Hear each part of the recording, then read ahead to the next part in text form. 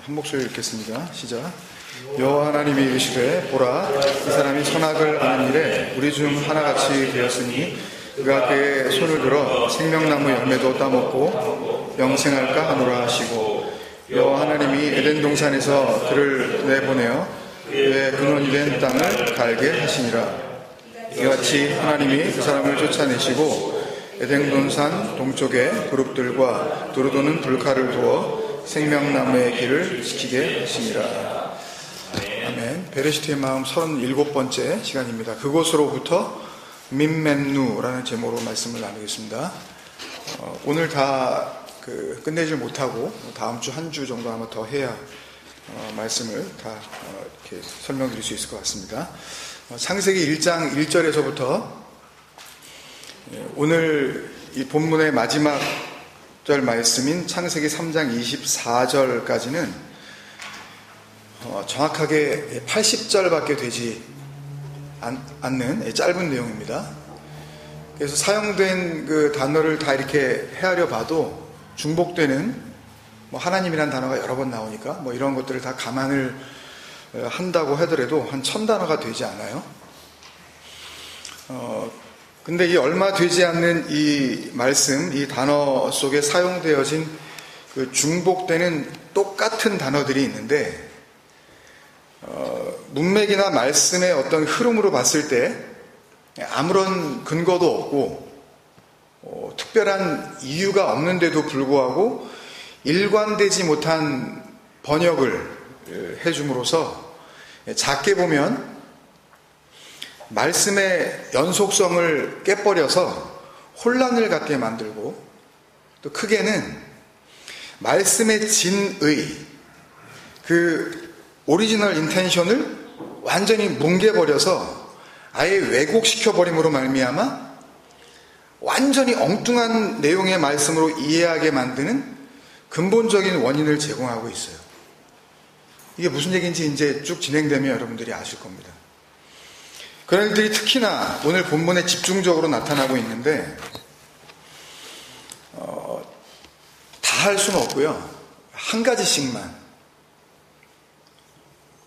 작게 보면 어떤 것이 있는지, 정말 크게 문제가 된 것은 무엇인지, 이런 것들을 살펴보면서 오늘 말씀을 통해 2장 4절부터 시작된 창세기의 큰 두 번째 단락이죠.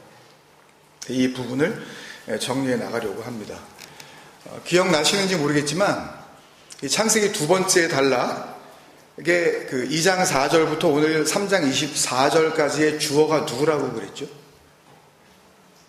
다 기억나시죠? 창세기 1장 1절부터 2장 3절까지는 그 말하는 주체가 엘로힘으로 나왔어요. 그죠? 그냥 우리말 성경을 봐가지고는 이게 잘 구분이 안 됩니다. 그리고 2장 4절부터 3장 마지막 오늘 본문 끝까지는 여호와 엘로힘으로 등장하신다 그랬잖아요. 그래서 이 두 이름의 차이가 뭔지 출애굽기 6장의 말씀을 들어서 설명을 해드리지 않습니까? 그죠? 그러니까 이런 거를 그냥 또 저걸 저렇게까지 따지나 이렇게 생각하시는 분들은 어쩔 수 없고요. 그러니까 말씀 안에 담겨져 있는 의도가 있기 때문에, 그러니까 기록을 할 때에는 하나님께서 그 진리의 영의 감동을 통하여 말씀이 임하게 하셔서 모세와 그 이후에 나오는 모든 선지자를 통하여 기록하게 하실 때에는 기록하게 하신 의도라는 게 있지 않습니까? 그러니까 아무렇게나 이걸 볼 수는 없잖아요. 난 귀찮아, 그냥 나는 이제 그냥 아는 대로 그냥 내가 그대로 그냥 믿을 거야. 이렇게 할 수는 없지 않냐는 말씀입니다. 그러니까 거기서 여호와 엘로힘은 어떤 하나님이라 그러셨는지 기억이 나실 거예요.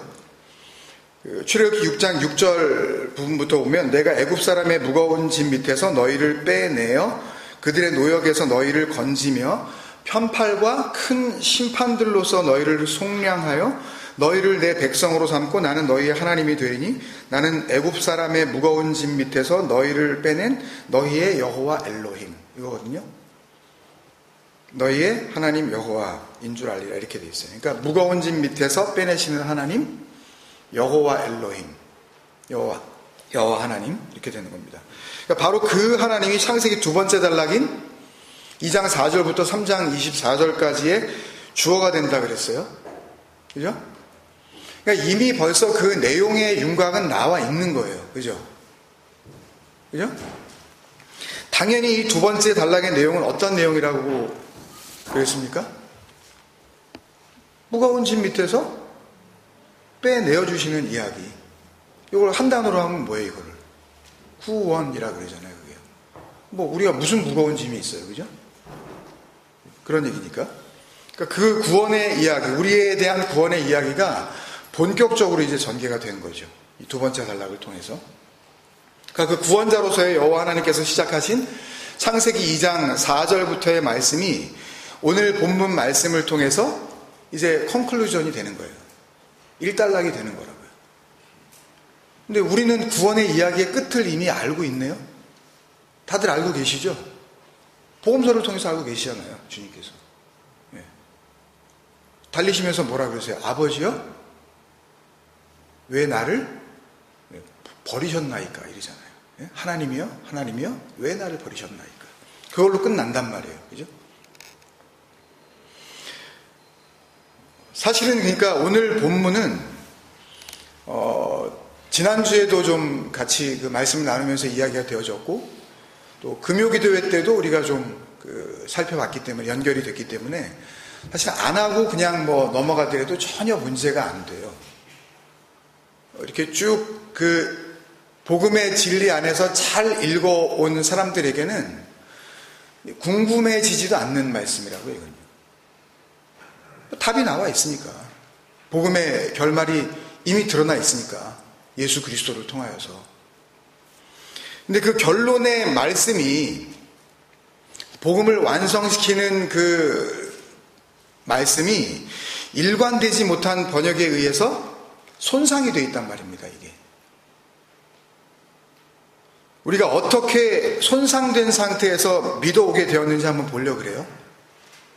여러분들이 가지고 있고 믿고 계시는 그것과 지금 말씀이 본문에서 이야기하고 있는 그 내용과 얼마나 지금 잘못되어 있는지 손상되었는지 한번 그냥 확인이 된다고요.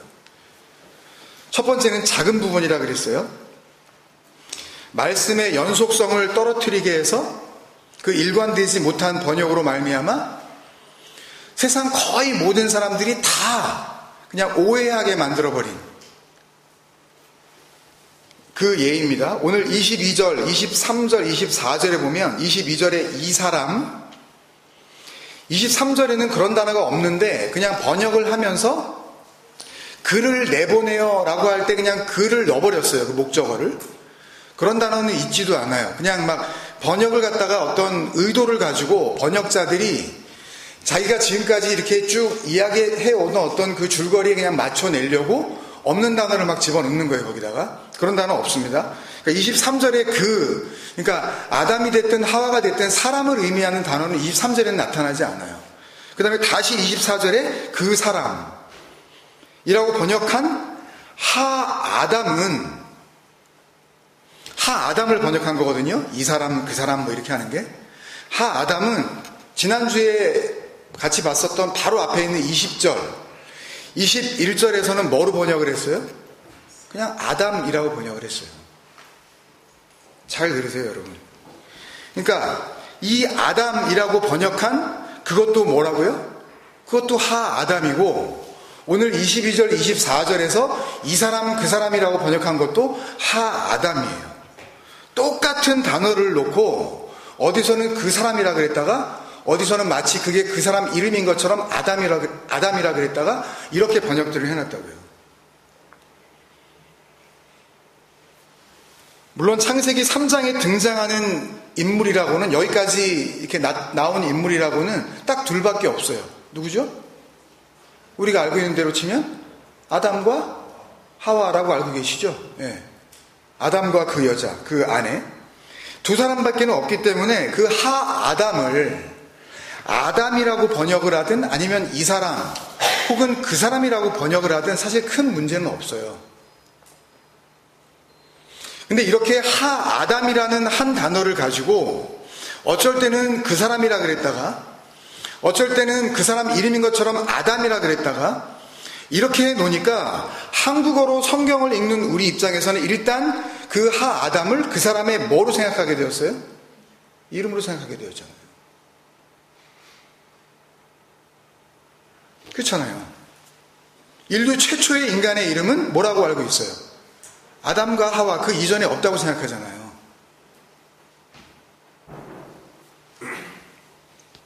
이거를 설명드리기가 너무 힘들어요. 딱 그걸 가지고 계시니까 하나님께서 흙으로 사람을 지었고 그 사람이 아담이고 그 옆구리에서 이렇게 해가지고 그 하와, 그전에는 사람도 없었고 거기서부터 출발돼가지고 이렇게 나온 그 인류, 이렇게 생각하고 계시니까 복음을 설명드리기가 굉장히 힘들다고요. 근데 이 창세기 그 1장 마지막 그 여섯째 날 그 할 때 그 마지막 부분에서도 설명을 드린 바가 있지만, 이 아담은 일단 사람 이름이 아니란 말입니다. 알렙, 달렙, mem이라는 그 히브리어 단어, 그 철자 3개, 그 알파벳 3개를 써놓은 그 뜻은 의미가 있단 말이에요. 구원과 뭔가 진리를 상징하는 복음을 담고 있는 이름이란 말이에요, 그건요. 그리고 히브리어 단어 그 자체, 하아담이라는 이 단어도요, 영어로 보면 정관사 더, 그렇지 않습니까? 그거에 해당되는 히브리어 정관사 하, 그리고 땅, 흙, 티끌, 밭, 세상이라는 의미를 가지고 있는 아다마 라는 이 단어에서 온 아담, 이게 둘이 만나가지고 이루어진 단어예요. 하아담.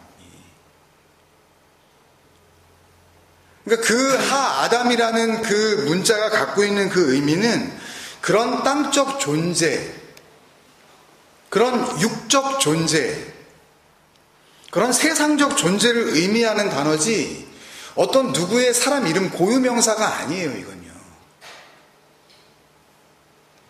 여기 우리 다니엘도 있고 뭐 존도 있고 있는데 그 이름 앞에다가 더 다니엘 이렇게 안 하잖아요. 아니 물론 다니엘이 한 반에 딱 들어갔는데 다니엘이 한 5-6명 되네? 근데 그 중에서 제일 공부 잘하는 그 다니엘 할 때는 혹 더 다니엘 이럴지는 모르겠어요. 그냥 이름 앞에다가 더 다니엘 이렇게 안 붙이잖아요. 더 존 이렇게 부른 거 봤습니까? 똑같단 말이에요. 이름 앞에다 무슨 정관사를 붙여요. 더 김종국, 이게 이 영어로는 그렇게 안 한단 말이에요, 이게요. 아브라함 그러면 그냥 아브라함이라고 쓰지 성경에 단 한 번도 하 아브라함 이렇게 기록이 안 돼 있다니까요. 정 궁금하시고 제가 말하는 게 좀 의심이 가시면 히브리어 성경 하나 사세요. 그래서 히브리어를 공부하세요. 그리고 한번 보세요. 아브라함은 뭐라고 적혀 있나. 모세가 나왔을 때 그 모세가 단 한 번이라도 하 모세라고 돼 있는지 한번 찾아보시라고. 이삭, 야곱, 이삭 할 때 단 한 번도 하 이삭, 하 야곱 이렇게 안 한다니까요. 웃기는 거예요, 이건. 아담이라고 번역하는 자체가 웃기는 거라고요, 그러니까. 이렇게 하 아담이라는 한 단어를 번역한 그 자체에도 문제 있지만 그 사람이라 그랬다가 아담이라 그랬다가 이렇게 일관되지 못한 번역을 해버리는 바람에 오늘 본문을 읽으면서 나타난 심각한 오해 중에 하나는, 여러분들이 아마 이거 다 그렇게 생각하고 계시죠? 에덴 동산에서 쫓겨난 대상은 당연히 누구로 알고 있어요? 에덴 동산에서 누가 쫓겨났어요? 예? 아담 혼자 쫓겨났어요? 왜 거짓말을 하세요? 왜 갑자기? 참 이상한 분들이네 진짜. 아담과 하와가 쫓겨났다고 믿고 오셨잖아요, 지금까지. 와. 거기서 쫓겨나서 밖에 나가가지고 어려운 삶을 살았다고 우리가 그렇게 알고 있잖아요. 아담과 하와, 그 부부가 같이 쫓겨난 걸로 그렇게 해석을 한다니까. 주석도 그렇게 다 돼 있어요. 근데 22절 말씀에도 그렇게 되어 있지만 24절 그 쫓겨난 이야기가 나오는 부분의 원문을 보면 와예 가렛이 옛 하 아담이라고만 딱 돼 있어요. 그대로 직역을 하면 쫓아낸다, 이같이 그 사람을, 그거예요. 이같이 그 사람을 쫓아낸다예요. 그러니까 번역 성경이 지금 뭐 하 아담을 그 사람이라 그랬다가 그거를 막 아담이라 그랬다가 뭐 이렇게 했던 그 방식대로 하면 이같이 아담을 쫓아낸다예요. 아담만 쫓아내는 겁니다. 쫓아낸다는 단어도 그런 의미가 아닌데 다음 주에 하겠지만 아담에게만 해당되는 단어예요. 영어 성경 어느 정도 잘 번역을 했어요. 그걸요. 그 사람만 나가요. 에휴, 어떻게 아담만 쫓겨냈겠어? 둘이 똑같이 따먹었는데 똑같이 잘못했으니까 둘이 똑같이 쫓겨났겠지. 아담만 써있다고 그게 아담 혼자만 쫓겨났다는 의미겠어? 척해 목사가 융통성이 없어 라고 지금 이 설교를 들으면서 생각하는 분이 있을지 모르겠어요. 성경을 융통성으로 봅니까? 성경을 우리가 플렉서빌리티로 보는 거예요. 성경을요. 성경은 적혀있는 그대로 그 말씀이 도대체 무슨 말씀인지 그걸 우리는 그냥 받아들여야 되는 그런 존재예요. 말씀을 보고 우리가 왜 상상의 나래를 피냐고요. 아담만 적혀있는 거예요. 무슨 의미가 있단 말이죠. 거기에는 그걸 내가 융통성을 가지고 아유 아담만 쫓겨났겠어. 그 부부가 같이 쫓겨난 거야 그게 라고 하면 복음은 그냥 감춰지는 겁니다. 바늘 가는데 뭐 실 가는 거지 뭐 남편 쫓겨나는데 아내는 안 쫓겨났겠어. 그러시려면 그러세요. 여러분 그렇게 말하는 사람들이요 더 들고 나오는 성경 구절이 뭔지 아세요? 성경도 모르면서 요한계시록 22장 말씀 들고서 누구든지 여기에 뭐 하나라도 더하거나 제하면 뭐 하나님께서 뭐 재앙을 내리신다. 마태복음 5장에 뭐 하나님께서 율법에 뭐 1.1획이라도 뭐 더하거나 빼지 말라고 뭐 이랬다. 아니 한국말을 가지고 뭐 지금 번역된 거를 원문에는 지금 수많은 단어들이 막 기록되어 있는데 그거 다 빼먹고 그냥 그러면 이미 빼먹었는데 그러면 1.1획 그러면 다 날라갔는데 그러면 뭐 어떻게 하시겠다는 거예요 그거? 다 없어졌다니까요 그거 번역을 하면서 그게 1.1획이라든지 더하거나 뺀다 그런 의미가 그냥 카운팅을 해가지고 뭘 갖다가 한 글자를 넣느니 안 넣느니 그런 의미가 아니잖아요. 그럼 뭐 성경 그대로 뭐 그 번역되지 못한 그러면 그 재앙을 어떻게 견뎌내겠어요 한국 성경이. 그런 의미가 아니잖아요. 그러니까 그런 상상의 나래를 피고 있는 자기 자신들이 하고 있는 짓이 얼마나 잘못됐는지 생각해 보려고 하지도 않아요. 3장 1절에서 참 문제가 많았었어요. 뱀이 나왔을 때 제가 그것을 구원하시는 하나님과 예수 그리스도를 담고 있는 분명한 성경적 근거를 대면서 설교를 했는데 어떻게 뱀이 예수일 수 있냐고 난리가 났더랬어요 여러분. 우리 카페에서는 조용했는데 다른 카페에서 난리 났었다고요. 아주 메시지 오고 난리 났었어요 저한테.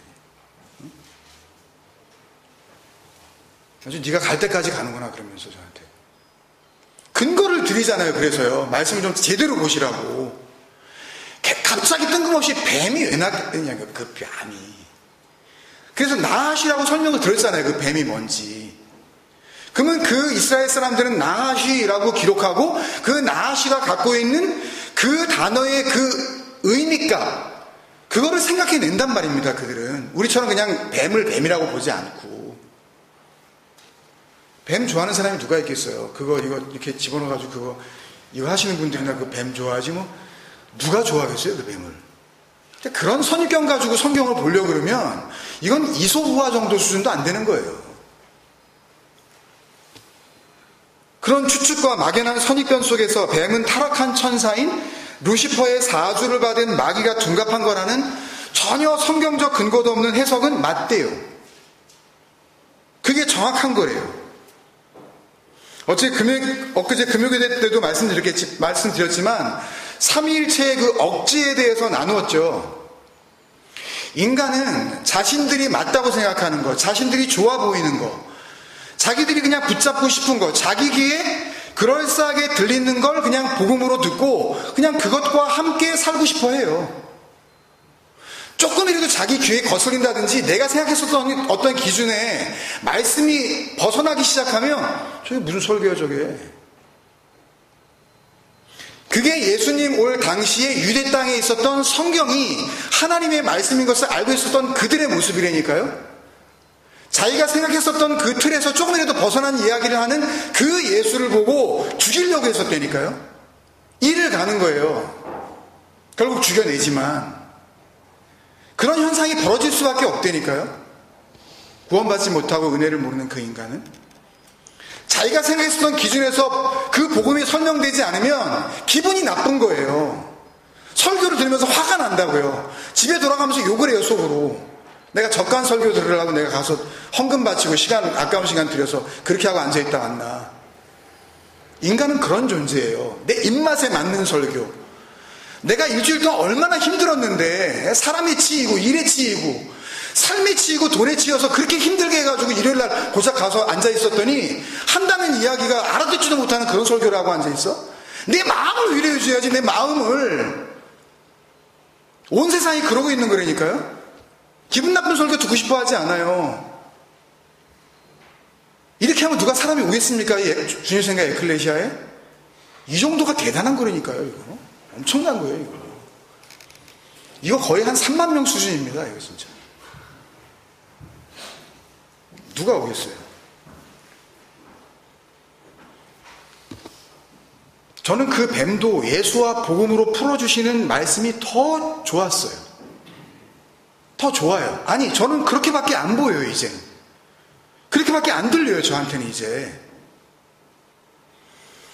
하여튼 오늘 말씀은 아담 한 사람, 하아담, 그 사람과만의 이야기예요. 여자에 대한 이야기는 지난주 본문이었던 21절에서 끝이 났어요. 뱀에 대한 이야기도 저번에 14절, 15절, 3장 14절, 15절에서 더욱 저주를 받아 배로 다니고 흙을 먹어라. 그리고 여자의 후손과 원수가 되어 여자의 후손은 네 머리를 상하게 하고 너는 그의 발꿈치를 상하게 하라. 그 말씀으로 뱀의 이야기는 끝났죠. 그러면 그 뱀의 역할이 그 복음 안에서 그렇게 끝난다는 걸 알려주시는 거예요. 여자는 낳는 고통, 잉태하는 고통, 생명을 낳는 고통 이야기로 또 끝나죠. 그리고 산자의 어미가 된단 말입니다. 그리고 이제 아담에 대한 이야기로 넘어간 거예요. 22절부터 복음의 완성이 이루어지는 거란 말입니다. 이때 여러분들이 잊지 마셔야 하는 건, 정말 잊지 마셔야 되는 건 창세기 2장 24절에서 이러므로 남자가 부모를 떠나 그의 아내와 합하여 둘이 한 몸을 이룰지로다, 이걸 바울이 그대로 이 말씀을 받아서 에베소서 5장 32절을 통해 이 비밀이 크도다. 나는 이 이야기가 뭐라는 것을 아는 거라 그랬어요? 그리스도와 교회에 대하여 말하는 거다. 그 아담은 너희를 구원하러 오신 그 그리스도, 예수 그리스도를 설명하고 있는 것이고, 그 하와, 그 여자는 에클레시아, 그 교회를 말하고 있는 거야. 그러니까 여러 번 강조해 드렸는데도 참 여러 번 했거든요, 그 부분을.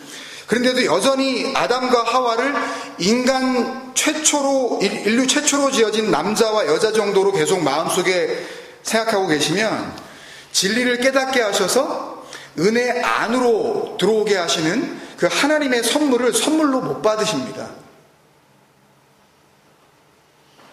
여러분은 은혜와 완전히 상관없는 자라고요. 당연히 구원도 하나님과의 관계도 없는 거죠.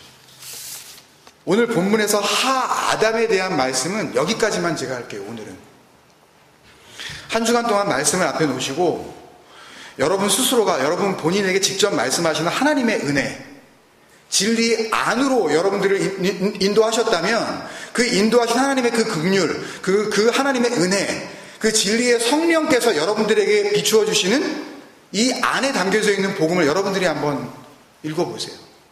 그 하나님과 그렇게 나눔을 가져보세요.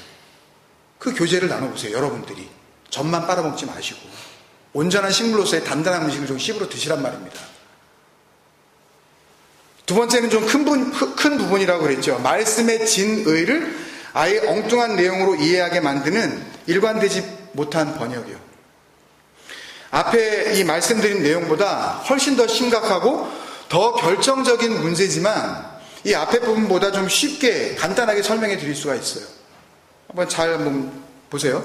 창세기의 두 번째 단락이 시작되는 첫 부분, 그러니까 창세기 2장 4절부터 17절까지의 말씀을 나눌 때에 제가 창세기 15번째 시간 설교 제목이 모트 타 무투, 진리로의 죽음이었는데요. 그때 이미 한 차례 살짝 설명이 되어졌었던 그런 내용이거든요.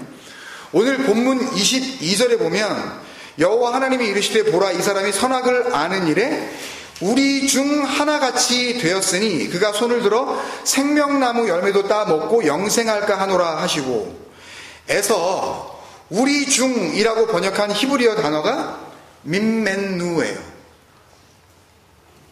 이 민멘누에 대한 이야기를 나누려고 합니다.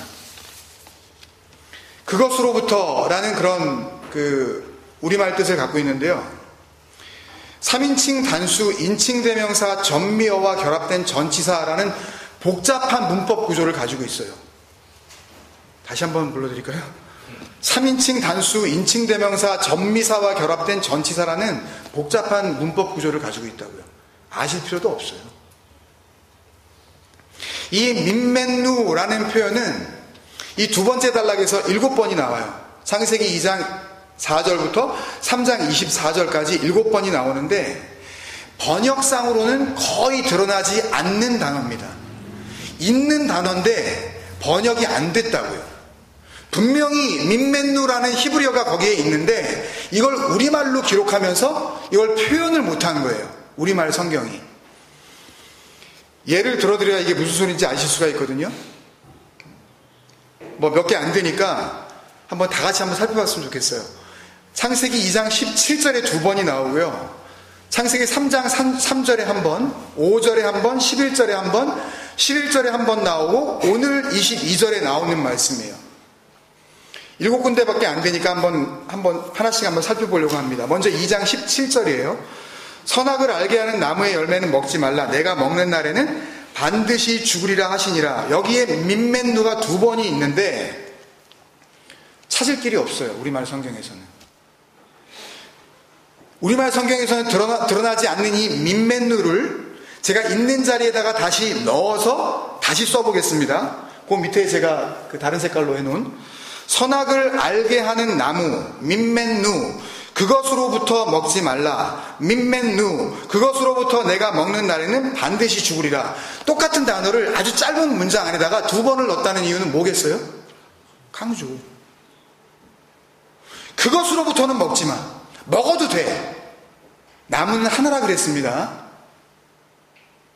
선악을 알게 하는 나무 있고 무슨 생명나무 있고 거기에 나무가 많고 그런 소설 쓰시면 안 돼요. 이제 이게 무슨 소리인지 모르면 다시 앞으로 가서 또 들어보십시오. 나무는 하나예요. 말씀은 하나라고요. 근데 그 말씀을 가지고 누구는 지켜야지 라는 율법의 열매로 보고 누군가는 그것을 마음으로 품는 생명이지 라고 은혜로 본단 말입니다. 말씀은 하나예요. 나무는 하나라고요.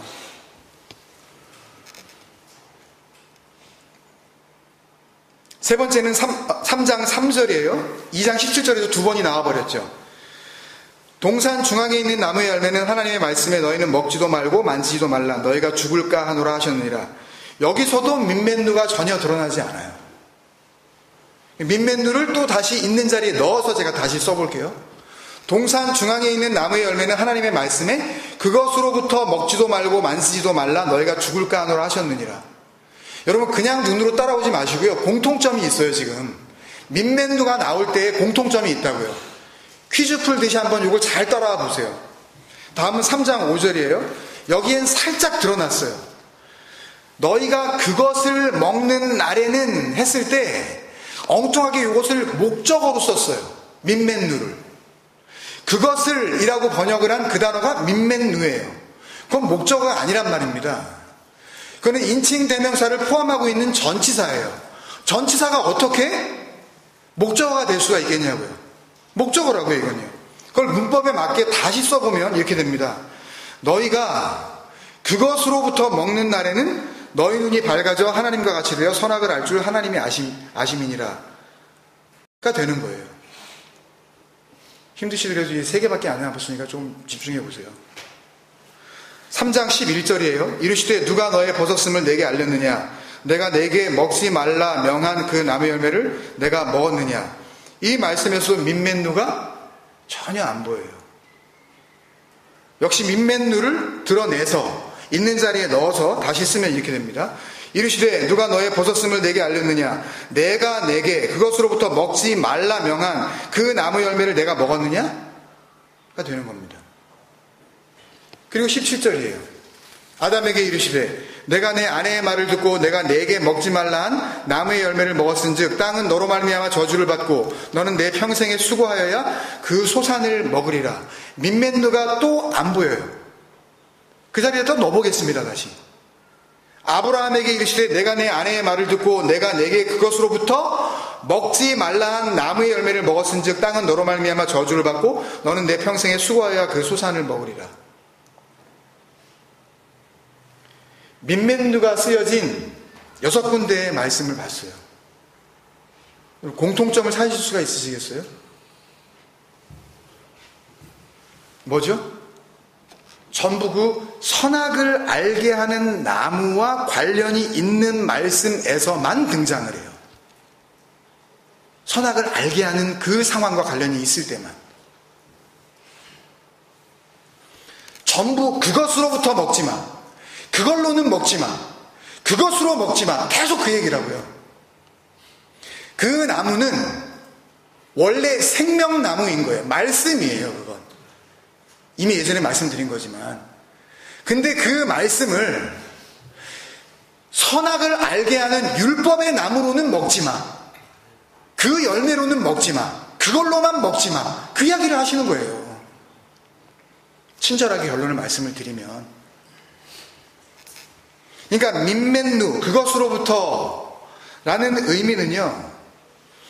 그 창세기 강의 15번째 시간 때도 이미 말씀을 드렸다시피 동산의 그 나무, 동산 중앙에 있는 그 나무 하나입니다.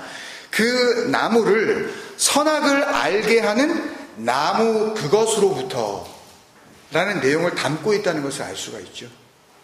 그것이 의미하는 것은 그 나무를 선악을 알게 하는 나무로 먹는 그거. 그걸 줄여서 민맨누가 된 거예요.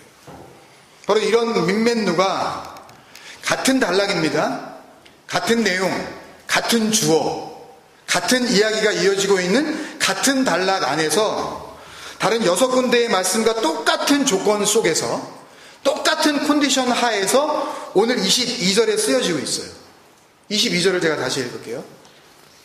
여호와 하나님이 이르시되 보라 이 사람이 선악을 아는 일에 우리 중 하나같이 되었으니 그가 그의 손을 들어 생명나무 열매도 따먹고 영생할까 하노라 하시고, 심각한 번역의 오류들이 이 안에 가득 찼지만 그거를 다 설명드리려고 그러면 굉장히 배고파져요 우리가.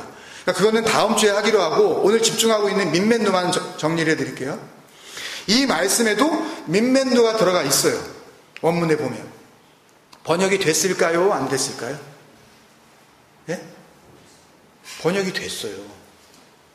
번역이 됐는데 갑자기 다른 말로 번역을 해버렸어요. 뭘 것 같으세요? 우리 중. 민맨누를 갑자기 아무런 근거도 없이 그 앞뒤 단어들이 우리라는 어떤 의미도 전혀 없는데도 불구하고 갑자기 우리 중이라고 번역을 해버렸어요. 여러분들이 왜 그런지 그 이유는 잘 생각해 보세요. 그것까지 제가 말씀드리지는 않으려고 그래요. 선악과와 관련된 말씀에서 진리의 복음을 읽어내지 못한 결과가 6번이나 똑같이 민맨누를 분명하게 의미하고 있는 어떤 문장 속에서 설명을 하고 계신데도 불구하고 똑같은 조건에서 민맨누를 줬는데 그 민맨누를 복음을 모르니까, 진리를 모르니까, 그리스도를 알지 못하니까, 은혜를 모르니까 엉뚱하게 번역해버리고 만 거예요. 앞에서부터 잘못 말씀을 읽어왔기 때문이죠. 지금까지 나머지 6번의 말씀처럼 민맷누를 같은 방법으로 그 자리에 넣어서 다시 제가 써보겠습니다. 여호와 하나님이 이르시되 보라 이 사람이 하 아담입니다. 선악을 아는 일에 그것으로부터 하나같이.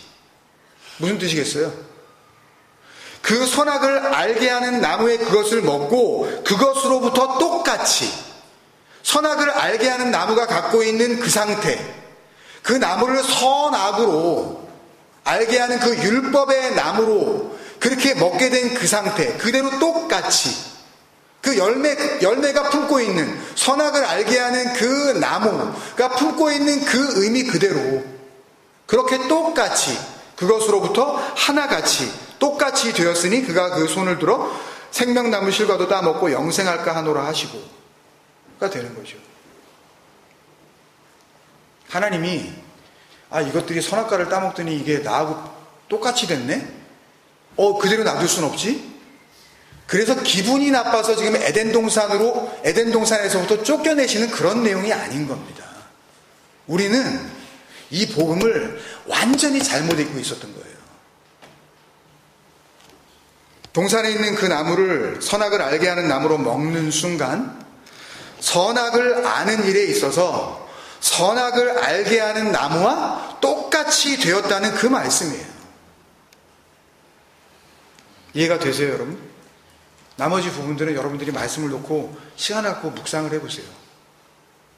그 하나님께서 그 민매를 통하여 나에게 무슨 말씀을 하시려고 하는지, 정말 여러분들이 복음에 관심이 있으시고 그 은혜로 구원받은 게 맞으시다면 그 선물을 여러분들이 확인하시라고요. 까보세요. 그 선물이 맞나? 내가 받은 은혜가 맞나? 이 민맷누를 바로 읽을 때 말씀을 통해 복음을 알려주시고 여러분들에게 들려주시는 그 주님의 음성을 들으실 수 있는 그 복된 은혜를 누리시기를 주님의 이름으로 축원드립니다.